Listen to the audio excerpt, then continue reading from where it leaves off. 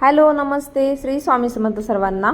तर खूप दिवस झाले आपल्या चॅनलवरती मोठी अशी डिझाईन मी अपलोड केलेली नव्हती, तर तुमच्यासाठी मी ती घेऊन आलेली आहे।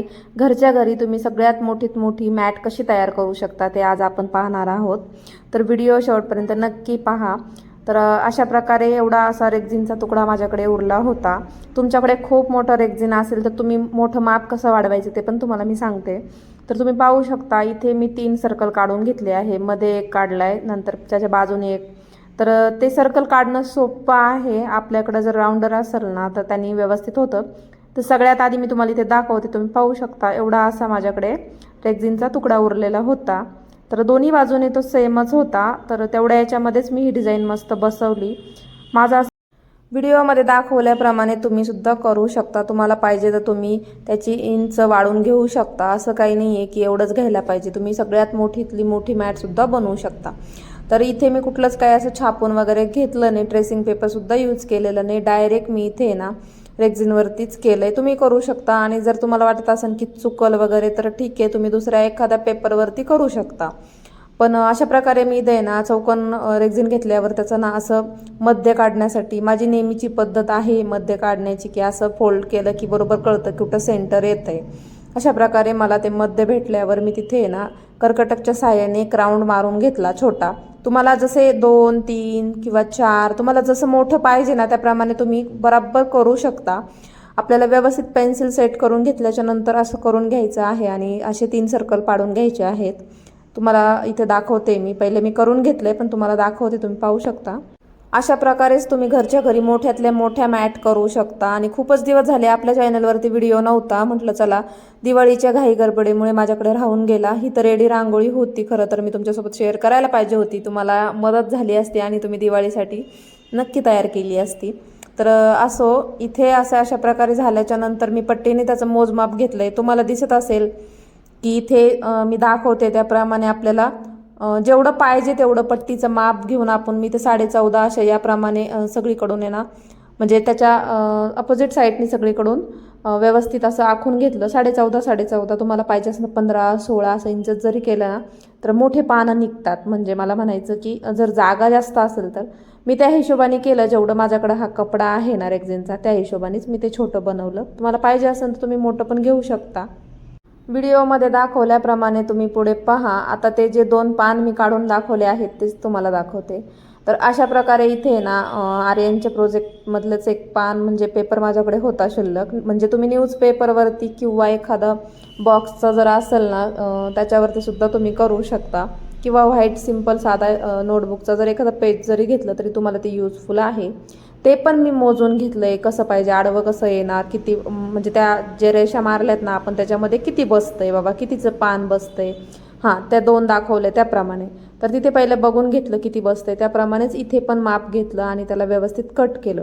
आता याचा शेप म्हणजे पानाचा आकार काढणं खूप सोपं आहे, अगदी एकदम सोपं। म्हणजे जस्ट आपल्याला एक फोल्ड होईल असं पान घ्यायचं आहे, मोजून घ्यायचं आहे, आणि त्याच्यावरती आपल्याला एक पानाचा आकार द्यायचा आहे।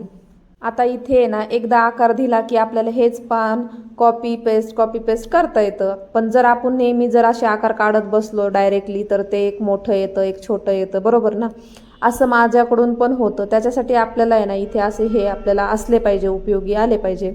समजा आपल्याकडे ही डिझाईन रेडी आहे आणि एखाद्याला आवडली आणि ती डिझाईन गेली आणि दुसऱ्याला जर तशी पाहिजे असेल तर आपण प्रत्येक वेळेस मग ते थोडं मोठं होणार छोटं होणार, त्याच्यापेक्षा हे पान असे आपल्याकडे असले पाहिजे, प्रत्येक गोष्ट असली पाहिजे।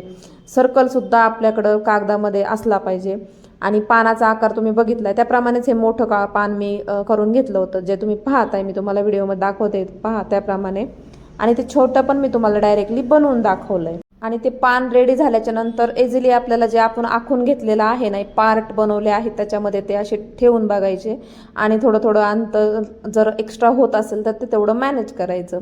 आणि मी सगळ्यात आधी 2 पान टाकून ठेवले होते तर ते काढले होते, आणि आता मला मधलं पान बघायचं होतं, कारण की जागा खूप मोठी वाटते आणि आपण पण त्याच्यामध्ये उलन भरताना आहे ना भरू शकतो डायरेक्टली की वेगळा कलर, पण कसं असतं ना त्याचा पण आकार बिघडतो। त्याच्यासाठी ना मधलं पान पण मी काढून घेतलं, तुम्ही पाहू शकता व्हिडिओमध्ये दाखवल्याप्रमाणे। मग ते सेट करून घेतलं आणि ते पूर्ण पान मग पूर्ण काढून घेतल्याच्या नंतर माप बघितलं की किती किती होतंय. प्रत्येक ठिकाणी बघून घ्यायचं आहे, कारण लहान मोठं तर होणारच ना, जागा कमी जास्त होते. आणि मी तर इथे ना रेक्झिन माझ्या मनाने घेतलंय, म्हणजे मोजून, म्हणजे माझ्याकडे जेवढं होतं तेवढं घेऊन टाकलंय. तुमच्याकडे असेल ना तर तुम्ही प्रॉपर माप घेऊन एकही अर्धा इंच वाढवायचं नाही, बरोबर जेवढं तेवढं 15 असेल तर 15, 14 असेल तर 14 असंच इंचमध्ये घेऊ शकता.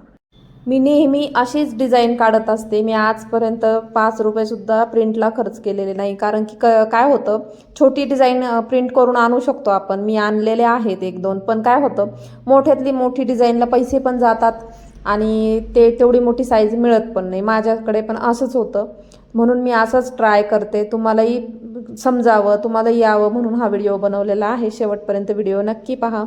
आणि आता व्हिडिओमध्ये दिसत आहे तुम्हाला की हे असं ठेवून मी व्यवस्थित ते बनवून घेत आहे. तर हो, तसंच सेम करायचं आहे आपल्याला. जर आपण व्यवस्थित पानाचा आकार काढला ना, म्हणजे मोजून मापून जर काढला ना, तर कुठेच माप चुकत नाही. मी आता बाकीचे पानं पूर्ण करून घेते, तुम्ही व्हिडिओ पहा.